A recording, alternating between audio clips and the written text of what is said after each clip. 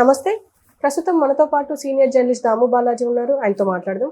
నమస్తే సార్. నమస్తే సార్, పిఠాపురం నుంచి పవన్ కళ్యాణ్ కి పోటీగా చెప్పులు కుట్టే వ్యక్తి నిలబడ్డారు, అది కూడా ఇండిపెండెంట్ గా. ఎందుకు నిలబడి ఉంటారు అంటారు? ఇది ఒక ఇంట్రెస్టింగ్ స్టోరీ. పిఠాపురంలో పవన్ కళ్యాణ్ వ్యతిరేకంగా ఆల్రెడీ ఒక ట్రాన్స్జెండర్ తమన్నా సింహాద్రి ఆమె పోటీ చేస్తుంది. తర్వాత పవన్ కళ్యాణ్ పేరుతోనే ఉన్న వాళ్ళు ఇద్దరు చేస్తున్నారని వార్తలు వచ్చినాయి, కానీ నామినేషన్ వేసినట్టుగా అయితే రాలేదు. సో అట్లాగే విడుదల రజనీ పేరుతో కూడా ఒకరు నామినేషన్ వేయడానికి ప్రయత్నించడం, కిడ్నాప్, ఇవన్నీ నిన్న చెప్పుకున్నాం. సో ఈరోజు ఒక వింత స్టోరీ బయటకు వచ్చింది. అదేంటంటే పిఠాపురంలో పవన్ కళ్యాణ్కి పోటీగా ఒక చెప్పులు కుట్టుకునే వ్యక్తి, చర్మకారుడు అంటారు కదా, ఆయన ఏడిద భాస్కర్రావు ఆయన పేరు. ఆయన గత 20 ఏళ్ళుగా అక్కడ పిఠాపురంలో RRBHR అనే ఒక గవర్నమెంట్ కాలేజ్ పక్కన, డిగ్రీ కాలేజ్ పక్కన ఆయన చెప్పులు కుట్టుకుంటూ ఫ్యామిలీని పోషిస్తున్నాడు. ఫస్ట్ ఇంటర్ వరకు చదువుకున్నారు ఆయన. ఆ తర్వాత చెప్పులు కుట్టుకుంటూ BA పొలిటికల్ సైన్స్ చదివారు. కొంత ఆయనకి పేపర్లు చూడడం, నిరంతరం విషయాలు తెలుసుకోవడం, ఇవన్నీ ఇంట్రెస్ట్ ఉంది.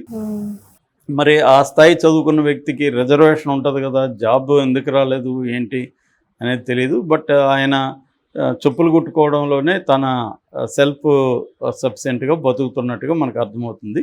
ఆయన ఇప్పుడు వెళ్ళి నామినేషన్ వేశారు. 10 మంది ఆయన అభ్యర్థిత్వాన్ని బలపరిచారు. సో ఆయన నిన్న మీడియాతో మాట్లాడారు. సో ఇప్పుడు సడన్గా ఆయన వైరల్ అయ్యారు. ఎందుకంటే పవన్ కళ్యాణ్కి పోటీగా ఆయన నిలబడడం అనేది వైరల్గా మారింది. ఆయన ఏం చెప్తున్నారంటే, ఎందుకు మీరు నిలబడ్డారు అన్నప్పుడు, నాకు రాజకీయాల పట్ల ఇంట్రెస్ట్ ఉంది, అందుకని నేను BA పొలిటికల్ సైన్స్ కూడా చదివాను. నాకు ముందు నుంచి పేపర్లు చూడడం, పుస్తకాలు చదవడం ఇంట్రెస్ట్ ఉంది. అట్లాగే నేను నాలాగా పేదవాళ్ళ సమస్యలు అనేకం నేను పరిశీలిస్తుంటాను. వీళ్ళ సమస్యలంతా పోవాలంటే మనం ఏదైనా చేయాలి అని నాకు ఎప్పటి నుంచో ఉంది. అందుకే గత 4 నెలల నుంచి నేను సీరియస్గా ఈ ఎలక్షన్లను, ఇక్కడ మొత్తం జరిగే వ్యవహారాలంతా ఫాలో అవుతున్నాను, దేశంలో, రాష్ట్రంలో. సో నాకు ఏమనిపించిందంటే, ఈ ఎన్నికల్లో మనం కంటెస్ట్ చేస్తే కొంత పేద ప్రజల ఇష్యూస్ని తీసుకెళ్ళచ్చు కదా అనిపించింది. సో అందుకనే నేను కంటెస్ట్ చేస్తున్నాను. నేను త్వరలోనే మేనిఫెస్టో కూడా, ఇంకో 2-3 రోజుల్లో మేనిఫెస్టో కూడా రెడీ అవుతుంది. దాన్ని కూడా నేను ప్రకటిస్తాను. ఇప్పుడు పవన్ కళ్యాణ్ స్థానిక సమస్యలు ఏవైతే ప్రస్తావిస్తున్నాడో ఇవన్నీ నేను 4 నెలలకు ముందుగానే ఐడెంటిఫై చేసి రాసుకున్నాను, ఏ సమస్యలు అవన్నీ త్వరలోనే మీకు చెప్తాను అనేది ఆయన చెప్పాడు. మనకి ఇది ఐసోలేటెడ్ ఇన్సిడెంట్ కాదు, దేశంలో కూడా అప్పుడప్పుడు ఇలాంటి వాళ్ళు పోటీ చేస్తుంటారు. అయితే పార్టీలు ఇలాంటి వాళ్ళకి సీట్లు ఇవ్వడం అరుదు. నిజానికి ఈయనకి ఏదైనా పార్టీ ఇచ్చుంటే బాగానే ఉండేది. అయితే వైసీపీ ఇలాంటి వాళ్ళకి ఇద్దరికి సీట్లు ఇచ్చింది. ఒకరేమో మడకసిర ఈర లక్కప్ప. మడకసిరలో ఈర లక్కప్ప అనే ఒక ఉపాధి కూలీ హామీ అతను. ఉపాధి కూలీ హామీ అనే పథకం ఉంటుంది కదా, దాని కింద ఉపాధి కూలీగా పనిచేస్తున్నాడు అతను. సో అతనికి వైసీపీ టికెట్ ఇచ్చింది. ముందుగా సమన్వయకర్తకు పెట్టింది. అతను కూడా చాలా బాగా దూసుకుపోతున్నాడు. సో ఈర లక్కప్ప అతనికి ఇచ్చింది. అట్లాగే సింగనమల టిప్పర్ డ్రైవర్ అతను, వీరాంజనేయులు, అతనికి ఇచ్చింది. ఇప్పుడు వీరాంజనేయులు స్టేట్ వైడ్గా పాపులర్ అయిపోయాడు. దానికి కారణం ఏంటంటే, మన చంద్రబాబు అక్కడికి వెళ్ళినప్పుడు ఒక టిప్పర్ డ్రైవర్కి, అన్ఎడ్యుకేటెడ్ ఫెలోకి ఇచ్చారు, వాడు వేలుముద్రగాడు, ఇలాంటి వాళ్ళకి ఇస్తున్నారని ఎద్దేవగా ఆయన సెటైరికల్గా మాట్లాడాడు. అది బాగా వైరల్ అయిపోయింది. దాంతో జగన్ అక్కడ సమాధానం ఇచ్చాడు. అక్కడికి వెళ్ళినప్పుడు, మీకంటే ఎక్కువ చదువుకున్నాడు అతను, MA BCom చేశాడు, BEd చేశాడు. సో అతనికి మీరు ఎడ్యుకేషన్ లేదని మీరు ఎలా అంటారు అనేది, అట్లాగే పేదవాళ్ళకి ఇస్తే తప్పేంటి అని మళ్ళీ ఆయన పెత్తందారులు, పేదవాళ్ళ థీరీ ఉంది కదా, కమ్యూనిస్ట్ థీరీ జగన్ది, దానికి సూట్ అయింది. ఈ చంద్రబాబు ఆయనకు ఒక ఆయుధం ఇచ్చినట్టుగా అయింది అక్కడ. అందువల్ల ఇప్పుడు బండారు శ్రావణికి కొంత టఫ్ అయింది. ఎందుకంటే అదర్వైజ్ ఆమెకు బాగుండేది, చంద్రబాబు వచ్చి ఇప్పుడు ఇతన్ని లేపేసిపోయినట్టుగా అయిపోయింది అనమాట. సో అందుకని ఇప్పుడు పేదలంతా కూడా అక్కడ టిప్పర్ డ్రైవరు ఇలా అవమానిస్తారని, యాక్చువల్గా డ్రైవర్ల అసోసియేషన్ కూడా చంద్రబాబు స్టేట్మెంట్ని ఖండించింది. చంద్రబాబు కనీసం దాన్ని సమర్థించుకుంటూనో లేకపోతే వివరణ ఇస్తున్నో చెప్పుండాలి, కానీ చెప్పలేదు. నిజానికి అట్లాంటి పేదల పట్ల మాట్లాడేటప్పుడు జాగ్రత్తగా ఉండాలి. కానీ చంద్రబాబు ఏంటంటే నిజానికి అన్ఎడ్యుకేటెడ్కి రాజకీయాల్లో స్థానం లేదని ఎక్కడన్నా ఉందా రాజ్యాంగంలో? చదువుకోలేని వాళ్ళు కూడా ముఖ్యమంత్రులైన సందర్భాలు కూడా ఉన్నాయి.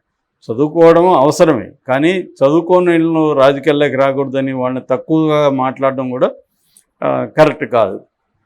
కాబట్టి ఆ రకం పైగా ఇతను ఎంఏ చదువుకున్నాడనే విషయం కూడా తెలుసుకోకుండా ఒక మనకి వ్యతిరేకంగా పోటీ చేస్తున్నాం, అతను బ్యాక్గ్రౌండ్ ఏంటని తెలుసుకొని కదా ఇతను వ్యాఖ్యానించాలి. అది కూడా ఆయన వ్యాఖ్యానించలేదు, అది కూడా తెలుసుకోలేదు. అది జగన్కి బాగా పనికొచ్చింది. జగన్ దాన్ని బాగా హైలైట్ చేశాడు. దాంతో అది బాగా హైలైట్ అయింది. సోషల్ మీడియాలో కూడా బాగా హైలైట్ అయింది, వాళ్ళంతా ఖండించడం. సో మనకు తెలిసి ఇలాగా ఉన్నారు. అయితే కొన్ని పార్టీలు, జై భీమ్ పార్టీ అట్లాంటి, తర్వాత మన జై భారత్ పార్టీ, ఇలాంటి చిన్న చిన్న పార్టీలు ఉన్నారు. జై భారతి పార్టీ ఇలాంటి వాళ్ళు ఈ చిన్న చిన్న పార్టీలు అంతా కలిపి కూడా ఒక అసోసియేషన్లో కూడా ఫామ్ అయ్యారు మన జేడి లక్ష్మీనారాయణ గారి ఆధ్వర్యంలో.